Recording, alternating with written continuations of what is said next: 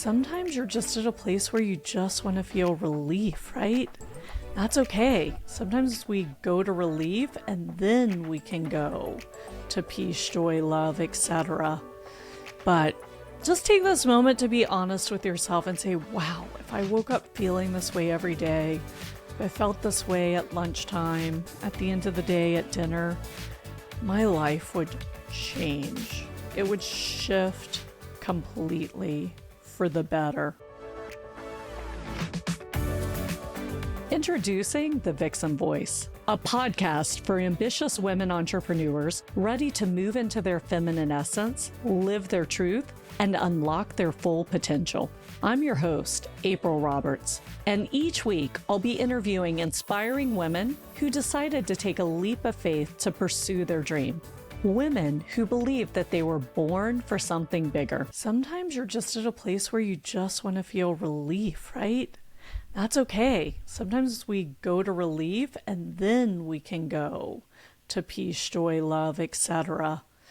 But just take this moment to be honest with yourself and say, wow, if I woke up feeling this way every day, if I felt this way at lunchtime, at the end of the day, at dinner, my life would change. It would shift completely for the better.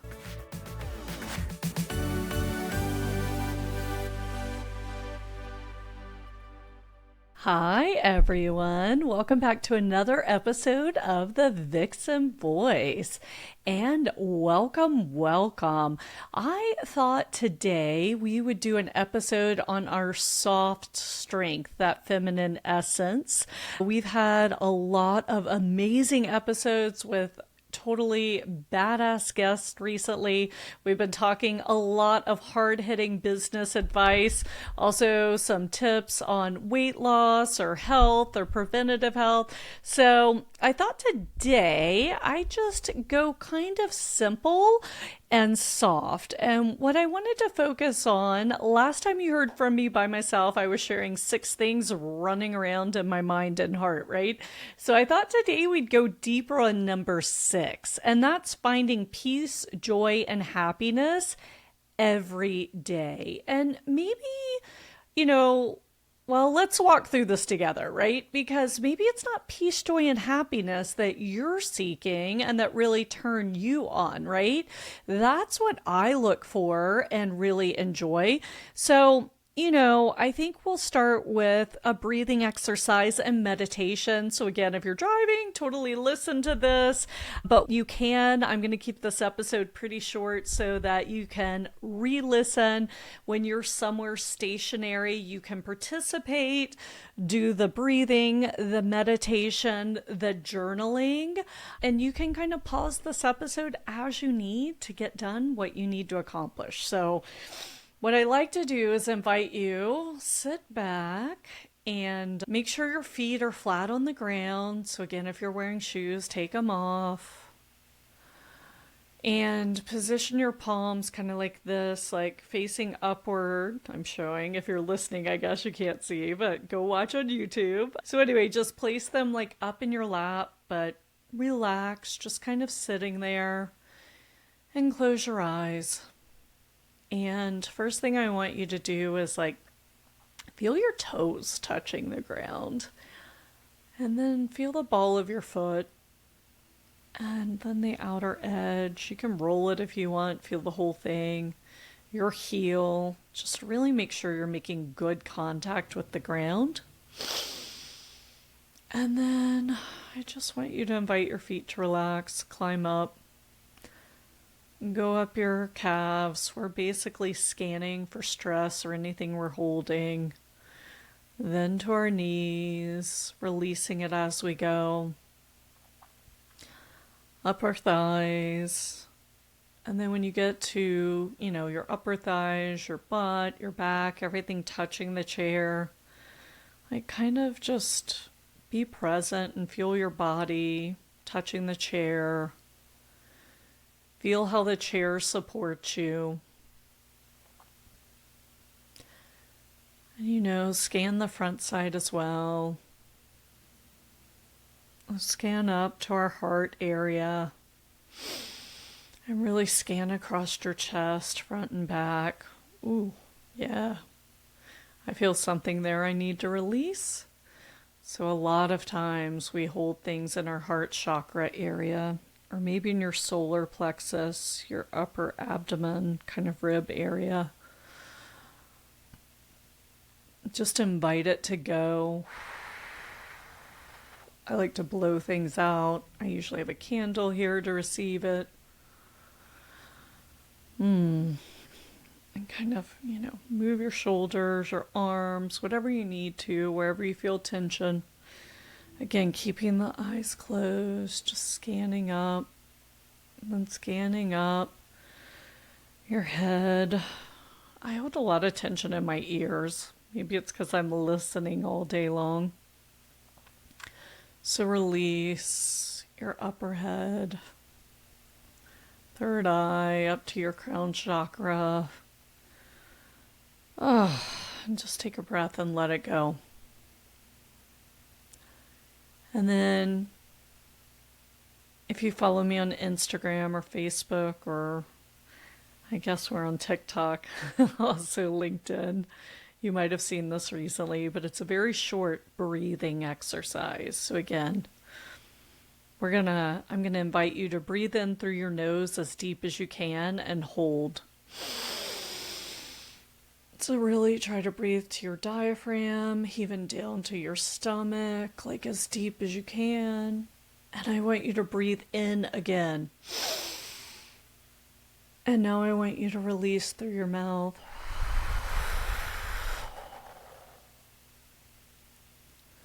So let's do that again. Breathe as deep as you can. Through your nose, hold. Breathe in again.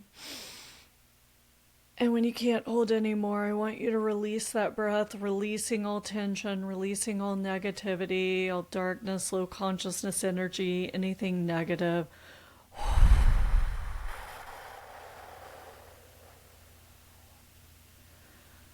Oh, yes. Sometimes I like to just hold after the exhale and feel that void, the emptiness. And then imagine you're breathing in everything good you want. If it's joy, happiness, love, peace, excitement, abundance, breathe it in. Again, as much as you can, hold and breathe in some more. And then release it.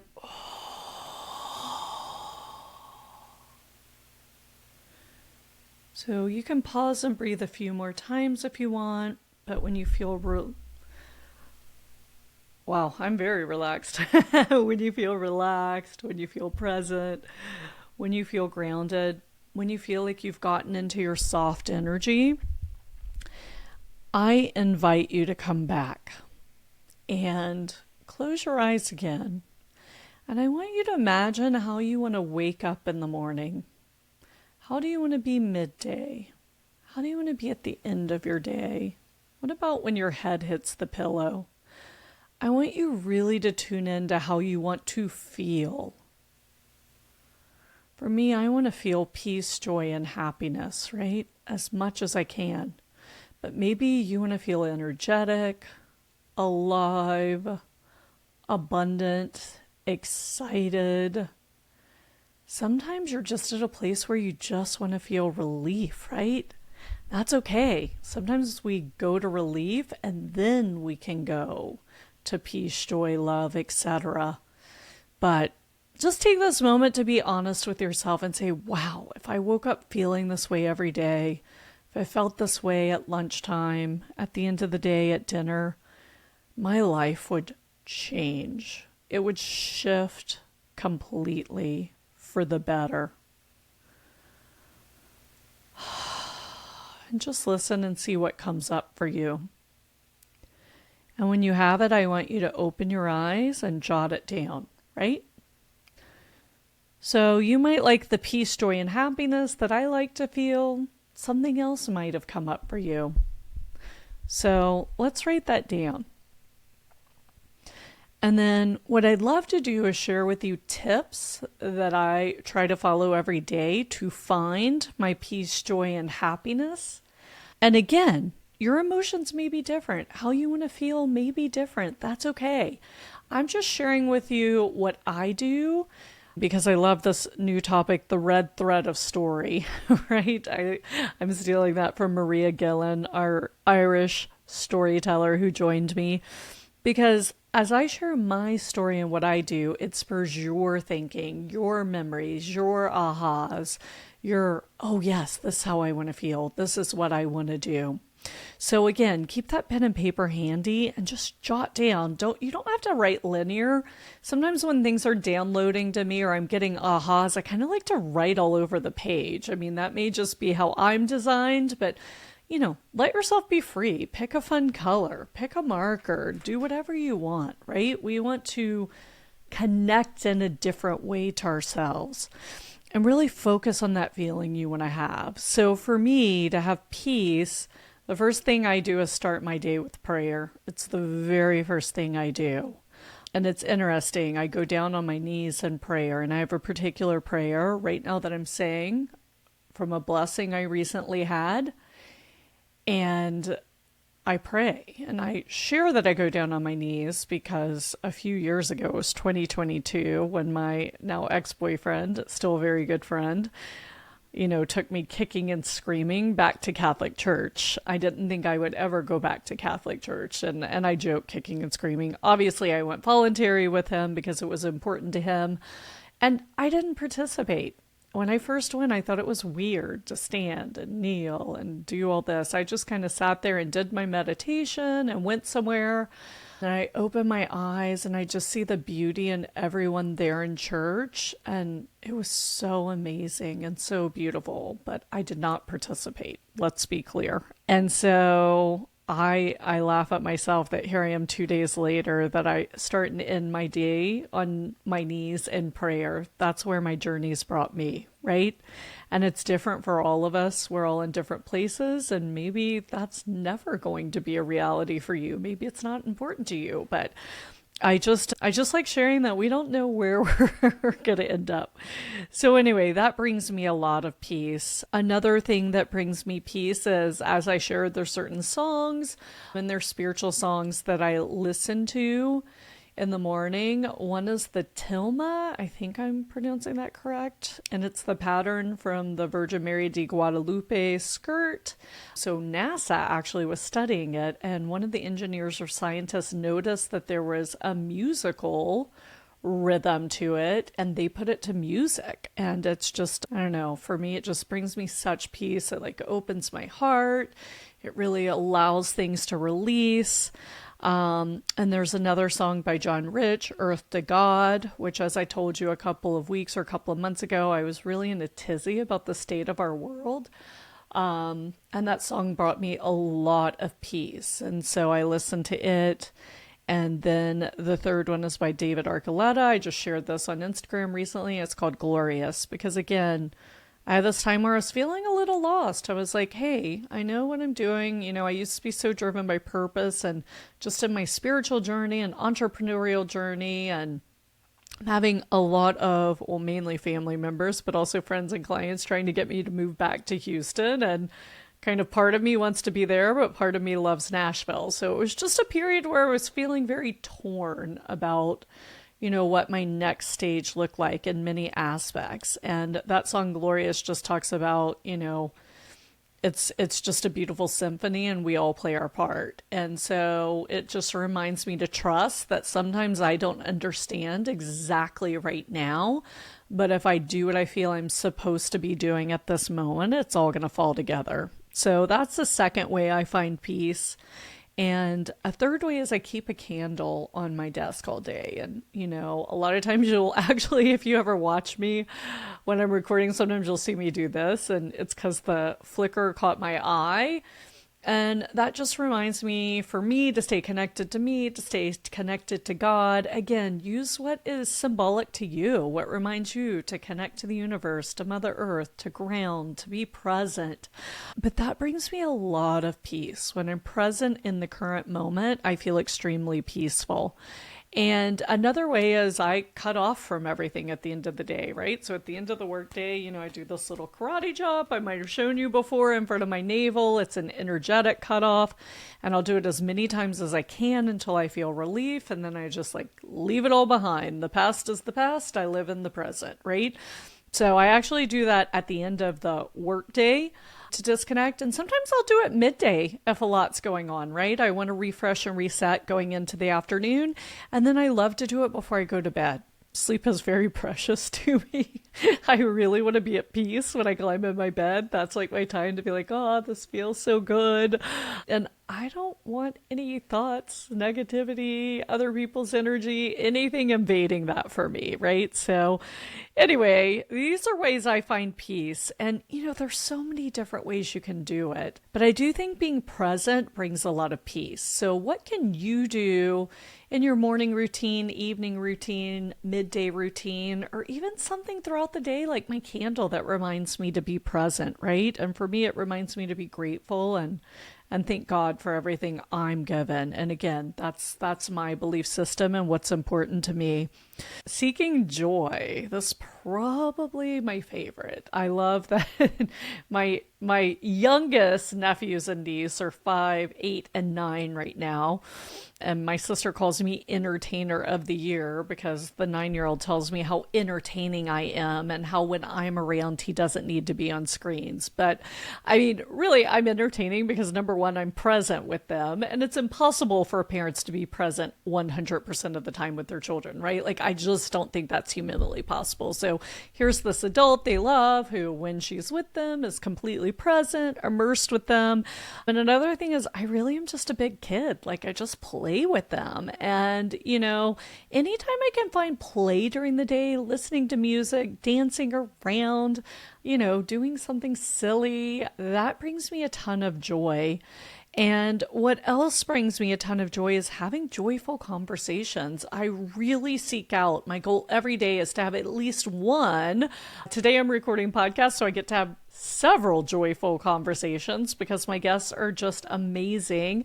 And most days I'm having, 4, 6, 8 conversations with different women or coaching groups, my clients that I'm coaching, consulting, or women talking to me through about networking or potentially being a client. And so I have lots of opportunities for joyful conversations. But, even when I'm traveling, I try to even if I'm not having a drink, I'll sit at the bar to eat dinner so that I can spark up conversation with someone next to me. Like it's really amazing the joyful conversations you can have, especially spur of the moment. So that's one way that brings me great joy. And for me, happiness is, I don't know, knowing all is well in the world, like for me and for those I love, right?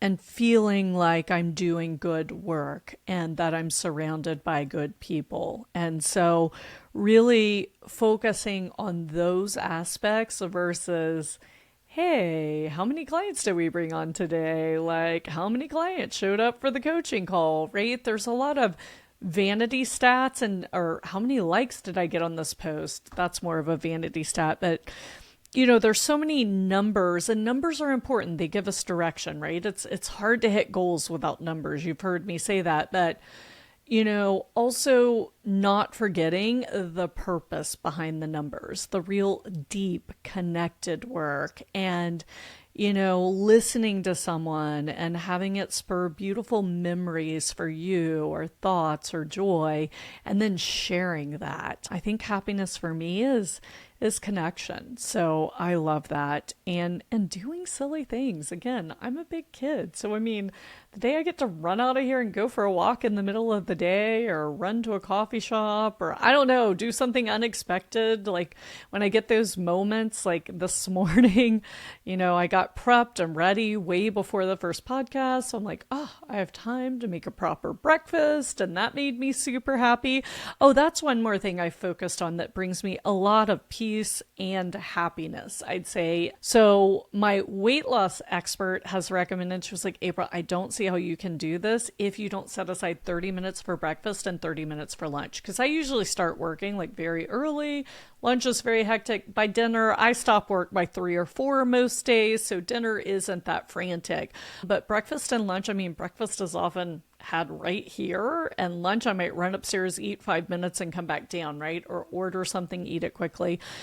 And so she highly recommended I put 30 minutes, preferably at the same time every day, for lunch and breakfast. And it is bringing me tremendous peace and happiness. Just preparing my food, honoring my food, going upstairs where it's sunnier, enjoying the sunshine if it's a beautiful day, and really just taking a moment to like breathe and be. So that is something that I just recently started that has now become a non-negotiable part of my day.